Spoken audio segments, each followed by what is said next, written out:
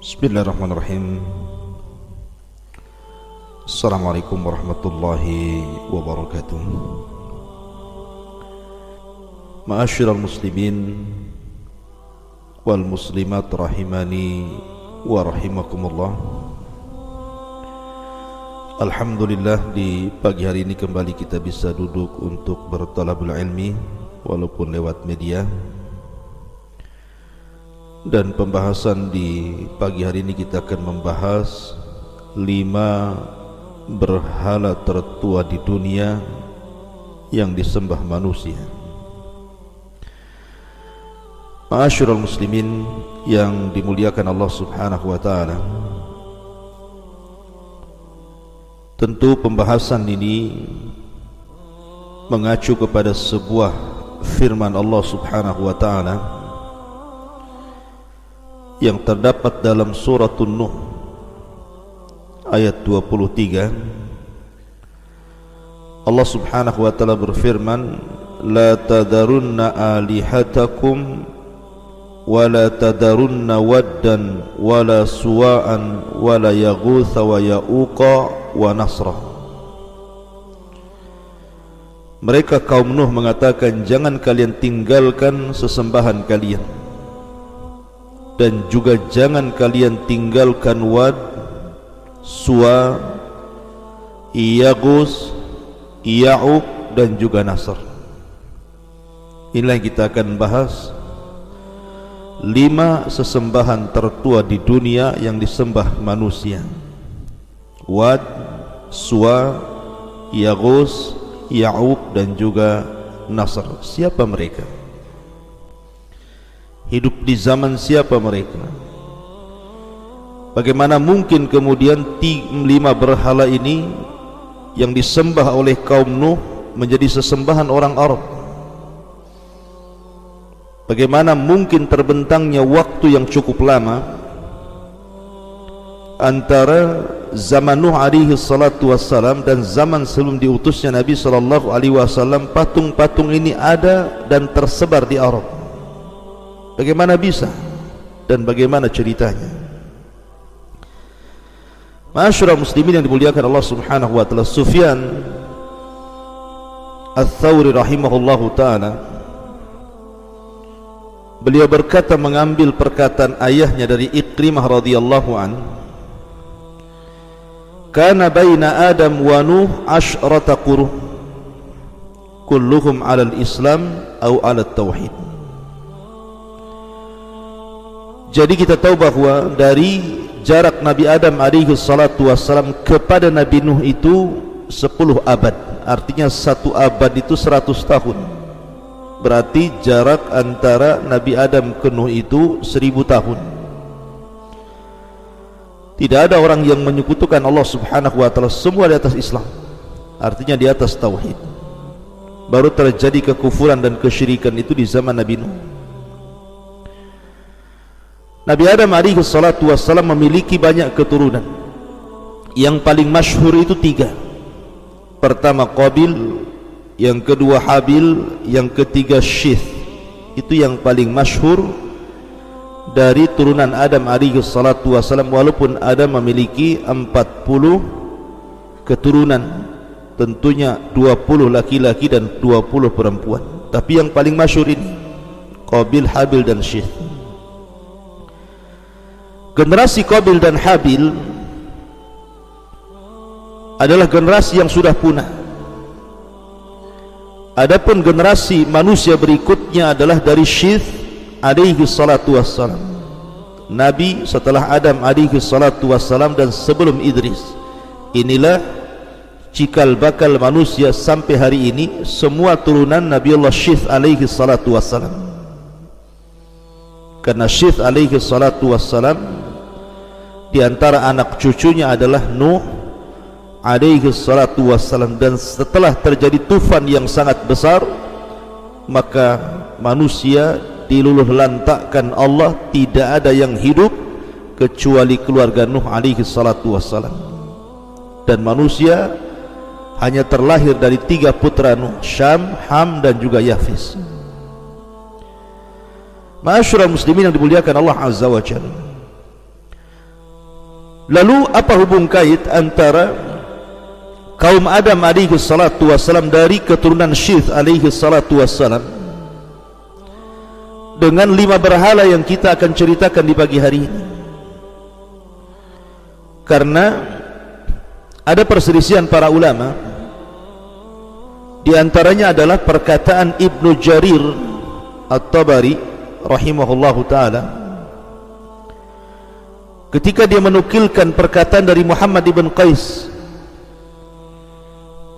ketika mentafsirkan surah Nuh ayat 23, qala kanu qauman salihin min bani Adam wa kana lahum atba'un yaqtaduna bihim falamma matu qala ashabuhum alladhina yaqtaduna bihim law sawwarnahum kana ashwaqu lana ila al-ibadati idza dzakarnahum fasawwaruhum falamma matu wa jaa akharuna dabba ilaihim iblis faqala innama kanu ya'budunahum wa bihim yuskunal matar fa'abaduhum fabtada ibadatul awthan min dhalikal waqti falamma ba'atha Allahu Nuhan ba'da dhalika qalu la tadarunna alihatakum wa la tadarunna waddan wa la suwa'an wa la yaghutha wa ya'uqa wa nasra. Ibnu Jarir berpendapat bahwa Wad, Yaghus, Ya'uq dan juga Nasr atau 5 berhala ini mereka adalah kaum Adam alaihi salatu wassalam. Mereka adalah masih kaumnya Adam, bukan kaumnya Nuh. Artinya mereka sudah hidup sebelum Nuh diutus menjadi nabi. Dan mereka adalah orang-orang soleh yang memiliki pengikut yang banyak dan dicintai para pengikutnya, sehingga ketika mereka meninggal dunia, berkatalah para pengikutnya yang setia yang mengikuti 5 tokoh yang sangat soleh ini, kemudian mulailah mereka mengenang jasa yang luar biasa yang pernah ditorehkan 5 orang soleh kepada mereka. Akhirnya mereka pun membuat patung-patung mereka. Para pembuat patung pertama tidak menyembahnya. Kemudian datang generasi berikutnya, maka datanglah iblis. Kemudian iblis mengatakan, sesungguhnya bapak-bapak kalian ketika membuat berhala-berhala itu dalam rangka menyembah mereka, dan dengan merekalah mereka meminta hujan dari Tuhannya. Maka kemudian mereka pun menyembah 5 berhala itu, maka terjadilah pertama kali sesembahan berhala. Mulai dari waktu itu sampai diutusnya Nuh alaihi salatu wassalam. Ketika Nuh alaihi salatu wassalam memperingatkan mereka, mereka pun malah mengatakan, jangan kalian tinggalkan Tuhan-Tuhan kalian, jangan pula kalian tinggalkan Wad, jangan pula kalian tinggalkan Suwa, Yaghus, Ya'uq dan juga Nasr. Dari sini Al-Imam Ibnu Jarir At-Tabari berpendapat bahwa 5 orang soleh ini yang kemudian dijadikan 5 berhala tertua, mereka adalah kaumnya Nabi Adam sebelum Nuh alaihi salatu wassalam. Kemudian pendapat yang kedua, pendapat Abdullah ibn Abbas radhiyallahu anhuma, bahwa anna hadhil asnama asma'u rijalin salihina min qaumi Nuhin. Kata Abdullah bin Abbas radhiyallahu anhuma bahwa 5 orang yang soleh ini semua kaum Nuh. Kita tahu bahwa nabi yang paling lama usianya itu Nuh alaihi salatu wassalam, karena menjadi perdebatan para ulama. Ada yang mengatakan usia Nuh itu 1400, ada yang mengatakan 1500, ada yang mengatakan 1780. Walaupun yang masyhur dari ahli tarikh bahwa pendapat yang kuat usia Nuh alaihi salatu wassalam 1400 tahun. Itu yang paling masyhur dari kalangan ulama sejarah. Artinya melebihi usia Nabi Adam, karena Adam saja tidak sampai 1000. Lah dari sini Nuh ini hidup di beberapa generasi. Lah di antara kaum Nuh alaihi salatu wassalam itu munculnya 5 orang saleh. Ada yang mengatakan 5 orang saleh ini satu keluarga. Ayahnya disebut Wud, atau Quran menyebutnya Wad. Disebut Wud karena dicintai. Adapun anak-anaknya adalah Yagus, Suwa, Ya'uq, Nasr. Ini anak-anak daripada Wud atau Wad. Quran menyebutnya seperti itu. Lah Wad ini adalah tokoh sentral dari kaum Nuh alaihi salatu wassalam. Jadi orang suka dengan Wad ini dan juga keluarganya karena mereka ahli ibadah, ahli sedekah, ahli taat, dan ahli mendekatkan diri kepada Allah subhanahu wa ta'ala. Pengaruh mereka luar biasa di antara kaum Nuh alaihi salatu wassalam. Akhirnya Allah subhanahu wa ta'ala takdirkan mereka pun meninggal satu persatu. Pertama Wad meninggal dunia, kemudian estafet dakwah diberikan kepada anak tertuanya Suwa. Kemudian Suwa meninggal dunia, estafet dakwahnya diberikan kepada Yagus. Kemudian Yagus meninggal dunia, estafet dakwahnya diberikan kepada Ya'uq, dan terakhir kepada Nasr. Dan keluarga ini menjadi keluarga yang diteladani sampai akhirnya ketika sudah tidak ada yang lagi yang hidup, maka kaumnya sangat merindukan mereka. Disinilah terjadi kesyirikan pertama. Syaitan datang setelah 10 abad lamanya atau 1000 tahun menggoda anak Adam untuk tersesat, tidak berhasil. Apalagi Adam dan Hawa memang sudah kapok bahasa kitanya, sudah bertobat betul-betul kepada Allah Azza wa Jalla sejak mereka diusir dari sorga dengan doanya yang sangat masyhur, Rabbana zalamna anfusana wa illam taghfir lana wa tarhamna lanakunanna minal khasirin. Makanya iblis tidak sanggup menggoda Adam dan Hawa di bumi. Akhirnya yang dilirik adalah anak turunannya, dan yang berhasil digoda adalah kabilahnya Qabil, sehingga menjadi kabilah yang sangat rusak.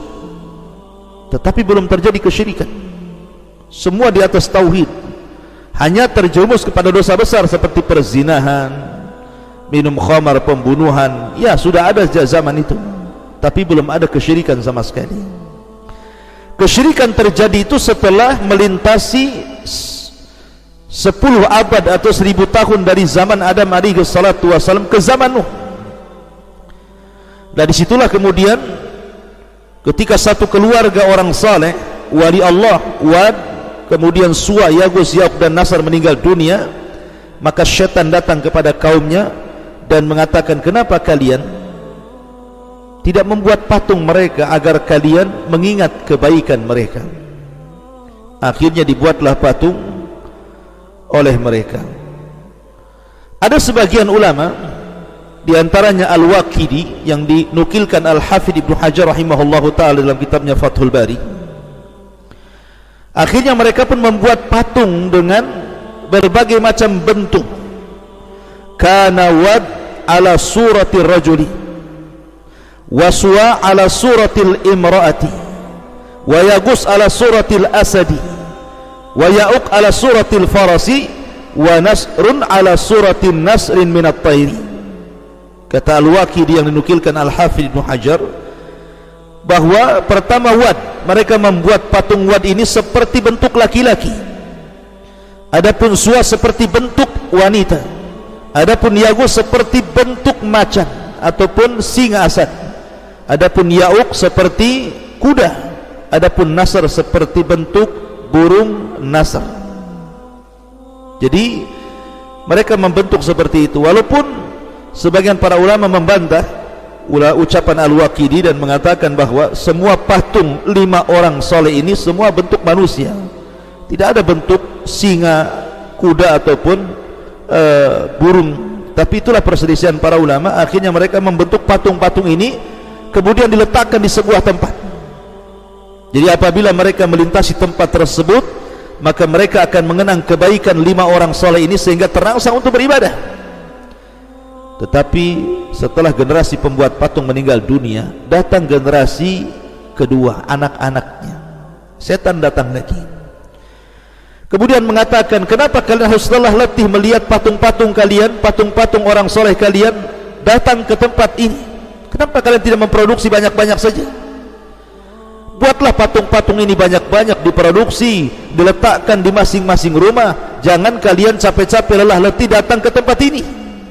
Akhirnya diproduksilah patung itu sehingga menjadi banyak, dan hampir tidak ada satupun rumah kecuali ada berhala 5 berhala ini. Ketika masuk ada generasi ketiga, syaitan datang lagi dan mengatakan, sesungguhnya saya adalah orang yang hidup di zaman bapa dan kakek kalian. Tahukah kalian kenapa bapa dan kakek kalian membuat patung itu? Mereka mengatakan tidak tahu. Sesungguhnya bapa dan kakek kalian membuat patung itu untuk mendekatkan diri kepada Allah sedekat mungkin lewat patung-patung ini. Mereka mengatakan seperti itu, ma na'buduhum illa liyuqarribuna ila Allahi zulfa. Kami tidak beribadah kepada mereka kecuali dalam rangka mendekatkan diri kepada Allah sedekat mungkin. Mulailah akhirnya mereka tawassul dengan 5 berhala ini yang berakhir dengan menyembah 5 berhala ini. Subhanallah, inilah permulaan orang menyembah berhala. Mereka menyembah orang soleh. Awalnya yang disembah adalah 5 orang soleh. Akhirnya semua yang ada di alam semesta ini disembah. Lihat di zaman Nabi Ibrahim berkembang sesembahan. Ada yang menyembah matahari, bulan, bintang, Namrud, dan begitu seterusnya. Dan sampai hari ini berhala semakin banyak, bukan hanya berbentuk patung saja di zaman sekarang. Orang nyembah uang aja ada. Dari sini maka kesembahan itu berkembang. Ma'asyiral muslimin yang dimuliakan Allah Azza wa Jalla, pertanyaannya, ini kan zaman sudah lalu, entah berapa ribu tahun dari zamannya Rasul sallallahu alaihi wasallam ke zaman Nuh alaihi salatu wasallam itu. Tapi kenapa pula kemudian 5 berhala ini sampai di Arab dan disembah orang-orang Arab? Bagaimana kisahnya sehingga kemudian 5 berhala ini sampai di Arab dan menjadi sesembahan orang Arab? Ada 2 pendapat yang disebutkan para ulama tentang kenapa sampai di Arab sesembahan ini. Pendapat yang pertama, dan ini pendapat Abdullah ibn Abbas radhiyallahu anhuma, bahwa ketika Ibrahim alaihi salatu wassalam berdakwah di negeri Arab, khususnya di Hijaz, Mekah dan Madinah dan sekitarnya, akhirnya kemudian Ibrahim alaihi salatu wassalam berhasil membuat asas tauhid bersama putranya Ismail. Bahkan bukan hanya itu saja, membangun sebuah rumah Allah subhanahu wa ta'ala yang akan menjadi manasik haji sampai hari kiamat. Dan itu jasa Ibrahim mentauhidkan seluruh bangsa Hijaz, bangsa Arab khususnya dan umumnya dunia. Maka setelah kemudian dakwah tauhid di Arab ini jauh daripada dakwah Ibrahim, karena Ibrahim sudah meninggal dunia, Ismail sudah meninggal dunia, dan tidak ada nabi setelah Ismail. Lain dengan nabi-nabi Bani Israel, setiap nabi meninggal muncul nabi yang lain. Tapi nabi Arab berbeda, karena setelah Ismail meninggal dunia tidak ada nabi setelahnya. Jauh baru kemudian muncul Rasul sallallahu alaihi wa ala alihi wasallam. Lah ketika itu maka kemudian syaitan datang, iblis datang, menunjukkan tentang patung-patung 5 patung yang terhempas tufan, yang konon katanya dalam riwayat ketika terjadi banjir bandang tufan itu 5 berhala ini terhempas sehingga terkubur di Jeddah. Arab di Jeddah sekarang yang jadi bandara kerajaan Saudi sana, terkubur di Jeddah itu. Sehingga akhirnya syaitan menunjukkan kepada orang-orang Arab bahwa di situ ada pendaman berhala yang terjadi di zaman Nuh alaihi salatu wasallam yang terhempas banjir. Akhirnya syaitan pun mulai datang kemudian merayu orang-orang Arab untuk menggali situ-situ situ.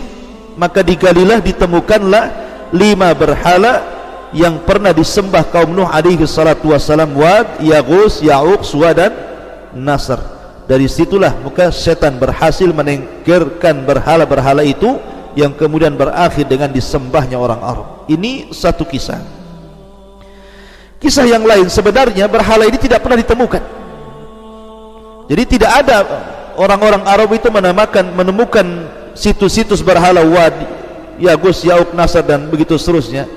Akan tetapi setelah terjadi tufan dan Allah Subhanahu wa taala selamatkan Nuh alaihi salatu wassalam dan 3 putra yang menjadikan cikal bakal manusia sampai hari ini, lah orang-orang yang selamat di kapal itu akhirnya menceritakan tentang kisah 5 berhala kepada anak-anak mereka. Kemudian anak-anak mereka menceritakan kisah 5 berhala kepada cucu-cucu mereka. Kemudian cucu mereka mengkisahkan berhala ini kepada cicit-cicit mereka.